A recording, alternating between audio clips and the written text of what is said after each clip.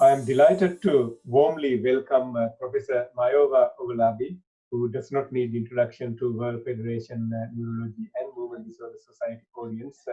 Mayowa is very active nationally as well as internationally.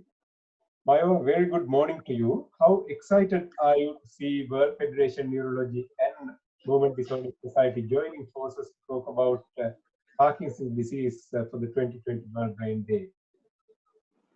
I'm extremely delighted and excited that this is happening.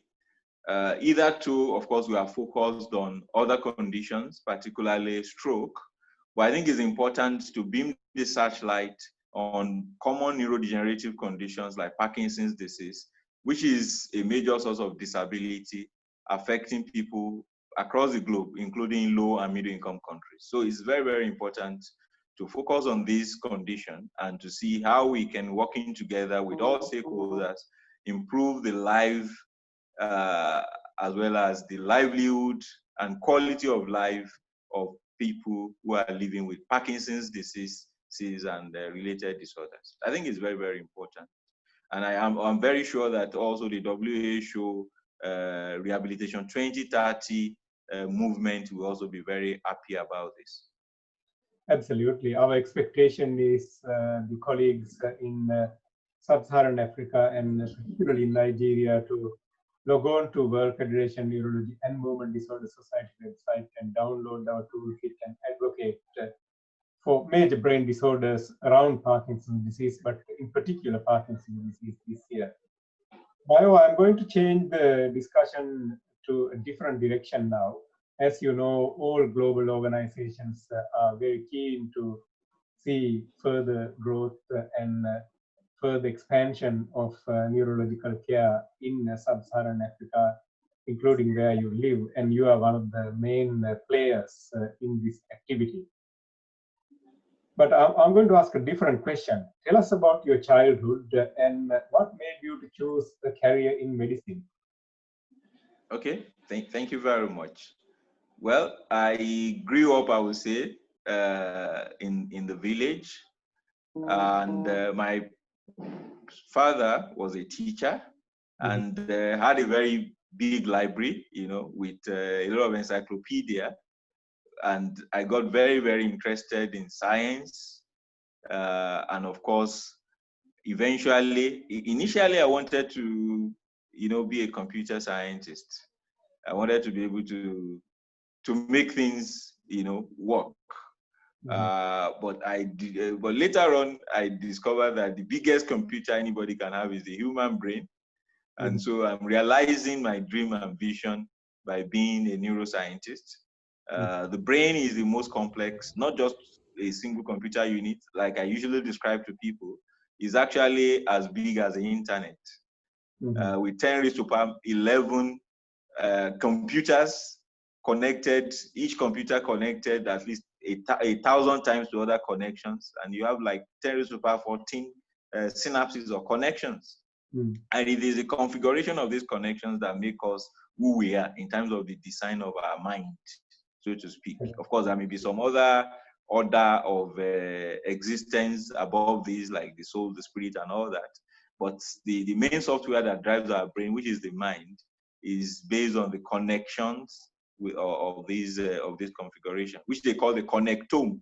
So the human brain, at the end of the day, is a storer of information. It's what determines how we interact with our physical, social, psychological environment. Is what makes us who we are. Without the brain, every other thing is meaningless, so to speak. It's just like a vegetable, or we call it vegetative state. So I think the most interesting part of the human being and the most challenging part of the human being is the brain. So, I mean, I couldn't find anything more interesting or more challenging or more exciting than being a neurologist. And that will really helping people to be who they really want to be, because without the brain, the person is really not existent. And understanding how the brain works and solving problems that we find, whenever the brain has any of those problems. So it's a very, very exciting journey. And research is also one of my greatest passions, because I believe that there are a lot of challenges in neurology. I mean, I was jokingly telling someone a few days ago, one of my patients, that even if he had $10 billion, he couldn't get a brain transplant. You know, it's still the most challenging field. There are neurodegenerative conditions, there are different conditions which we still do not have a solution to in terms of restoring, full restoration and reversal of injury. And we still keep working along these lines. So it will continue to be an exciting, never monotonous field.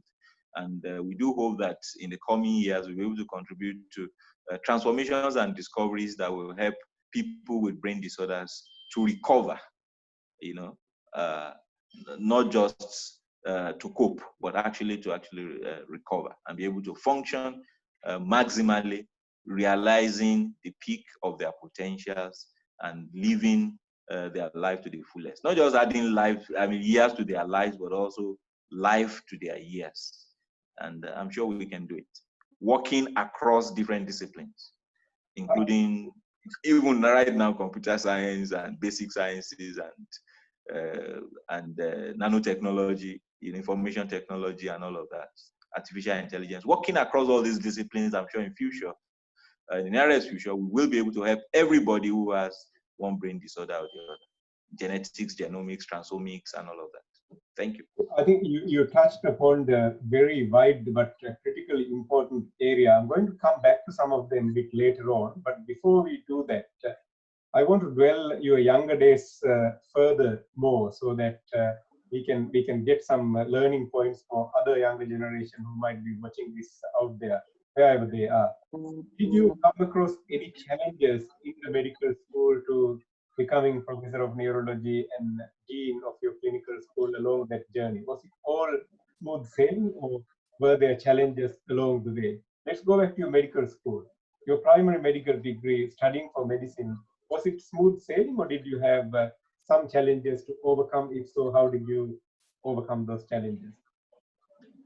It's okay. I think I would say generally it was a smooth sail, but of course you know that in Nigeria, as many other developing countries, there are federal universities, federally funded universities, which generally are underfunded, and therefore there are usually recurrent industrial actions. Even right now, we're in the middle of a particular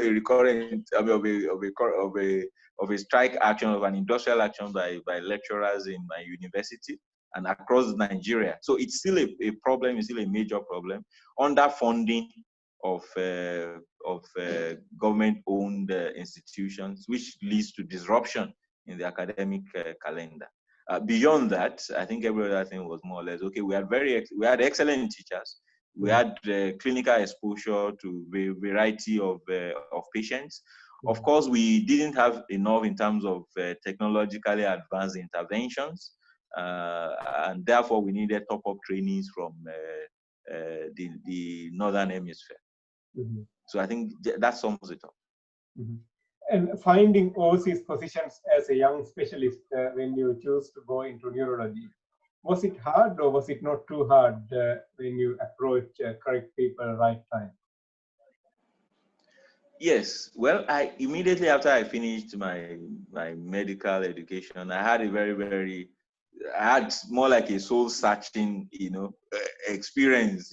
Really thought very deeply, what exactly do I want to do? Do I want to be a cardiologist? Do I want to be a neurologist? Like I said, the attraction to the brain is that the brain is the king of the human body. That's what attracted me, and that I felt, look, this is the most important aspect of the human being, and I want to. It's an enigma, so to speak. It's at the intersection of our existence and our being and becoming, so to speak.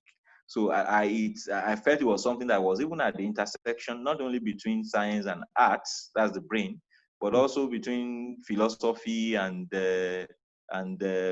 religion and science, because the brain is really very, very important. I mean, so I felt it was really like the nexus that connects everything together, and so that was the attraction, and I was ready to go for it. Again, I knew that there were challenges there, which will require new researches to unravel. You have patients sometimes who more or less overwhelmed by their conditions. I mean, with disability, with inability to participate again in life and all that. And I thought this category of patients should not just be left alone.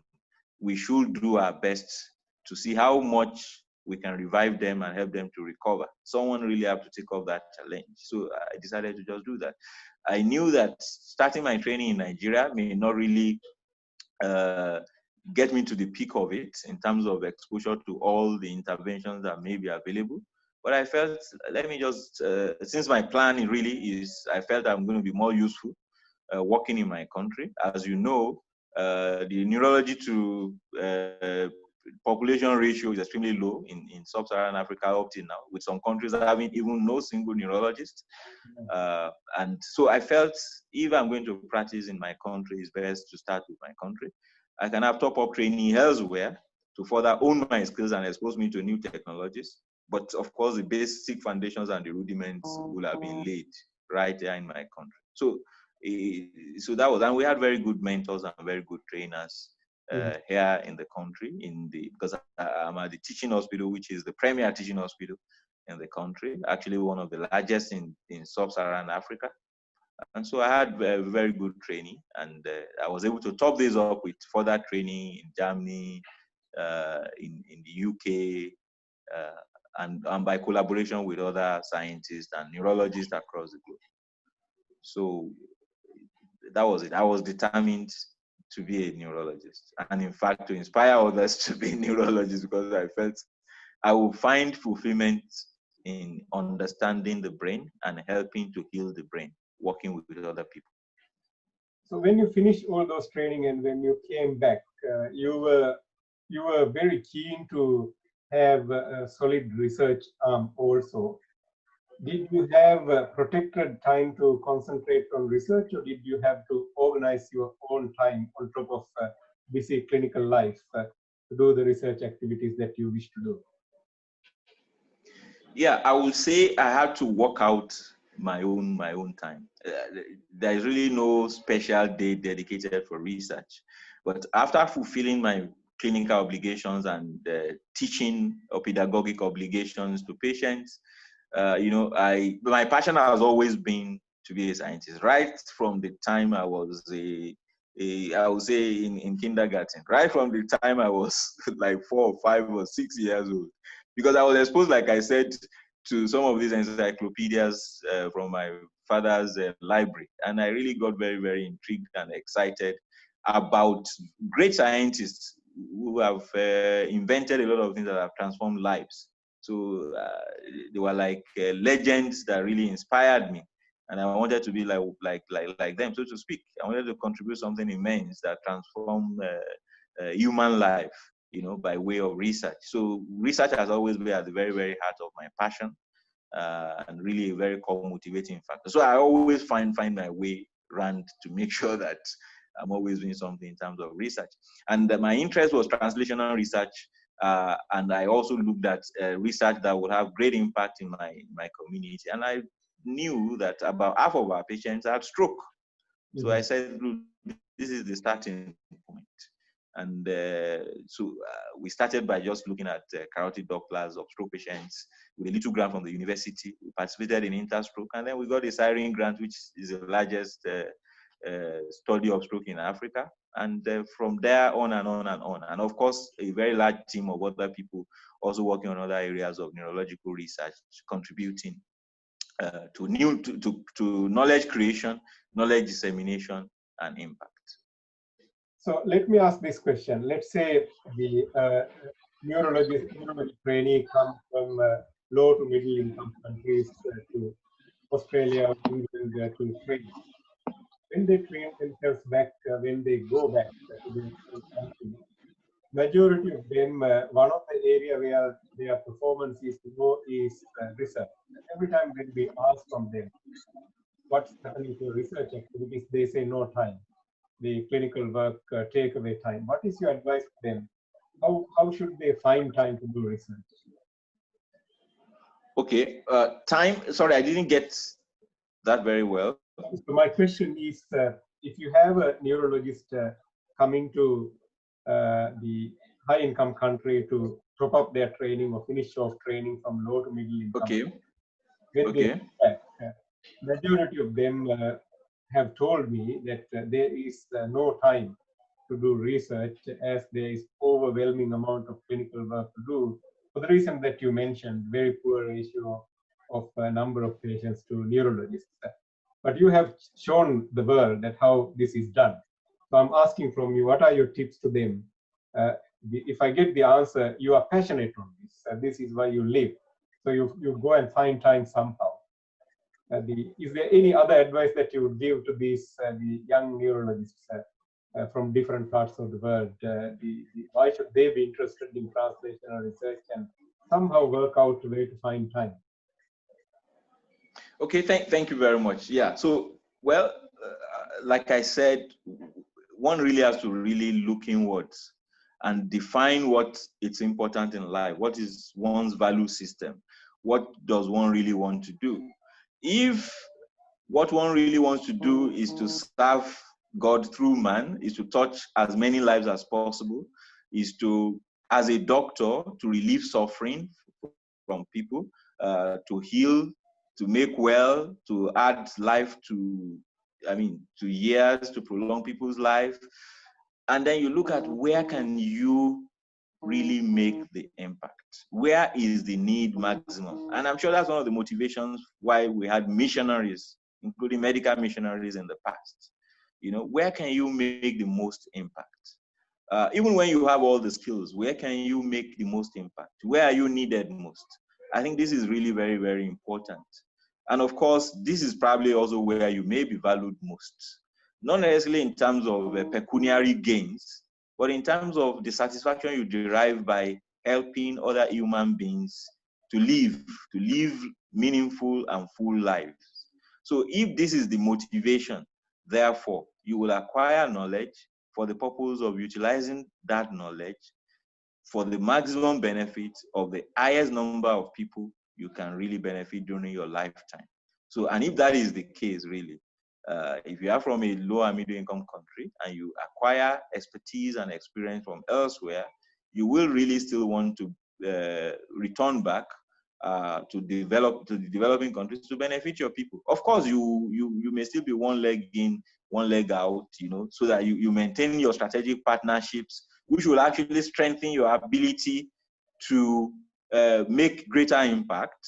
But it is still very important for you to really still be on ground, to be able to motivate other people and to be able to have direct understanding of what is required and to be able to deliver such services to your people, and to be able to inspire others to deliver such service, to be able to provide leadership on the ground to the entire medical team, which comprises of multidisciplinary array of professionals, not just doctors or neurologists. So you will be there to be able to provide this leadership, and you will see how people's lives are transformed. In fact, yesterday I was telling someone that I managed a stroke patient in 2009. The kind of satisfaction you get from this is really immense. I managed a stroke patient in 2009 who could not speak, was completely aphasic, hemiplegic. That patient today is deputy governor of a state in Nigeria. Nobody will know he ever had a stroke. I mean, that's just one of the success stories. There are so many others. So that is the kind of satisfaction you derive, which money cannot buy. And you also wear multiple hats. You are working in neurorehabilitation. You are a full-time academic. You co-chair the Lancet Stroke Commission, and you are prolific with research output also. Tell us about your spare time. As far as I'm aware, you are happily married and you are a family man. How do you pass your time when you don't practice neurology, when you don't do research, when you don't teach? Thank you very much. Well, one of the things I try to do is when I'm not at work in the office, I try to work from home. So I'm working within the context of my family, with my wife around, with my children. Two of them are around right now because of COVID. They're trying to do online classes and all that. So I really try to do a lot of my work weekends, evenings. I try to do it from home. I relax by playing with my family members. You know, sometimes we play badminton, lawn tennis. We walk together, watch movies, and all that. So, but many of the things that I do sometimes, my work, my research, even though it's like sometimes it's like I'm present as if I'm absent, so to speak. I try to do it right in my sitting room, or sometimes even in my bedroom with my family members around. Right. Mayowa, it is pleasure to talk to you on all those things. Thank you very much for joining us on this World Brain Day chat with World Thank you Federation. so much. We wish you and your Thank team you so and your family all the very best, and have a wonderful World Day activities also. Take care. Thank you so very much. Happy to talk to you, Tisa, and I think this is really highly commendable and very, very inspiring. Thank you so very much. And I've read your stories too, which really about yourself as well, and about many other people, which are extremely very, very inspiring. Of course, we will do our best to contribute to changing the world, to making the world a better place as neurologists, healing people with brain disorders, giving them a meaningful life in spite of their challenges, and working with other professionals across all disciplines, including information technology, including nanotechnology, including stem cell, regenerative medicine, genomics, transomics, to really bring succor to people who have neurological disorders, and to be able to do the unbelievable, which eventually I'm sure will be practicable for people with spinal cord injuries, with brain injuries, with stroke, you know, to really do what is unbelievable, restore them back to almost normal life. Absolutely, I agree. I think the scientific community in this feast, we are working together. For us, it's a single word, one brain, and we want to promote brain health across the globe, whether it is Asia, Africa, America, Europe. If politicians thought that they could divide and conquer, we have proven them that they are completely wrong. For us, it's a one wish, isn't it? We are working together to get this job done. Yeah. Thanks, Mayo. Have a great day. I'll talk to you some other time. Take care. Bye. Thank you very much.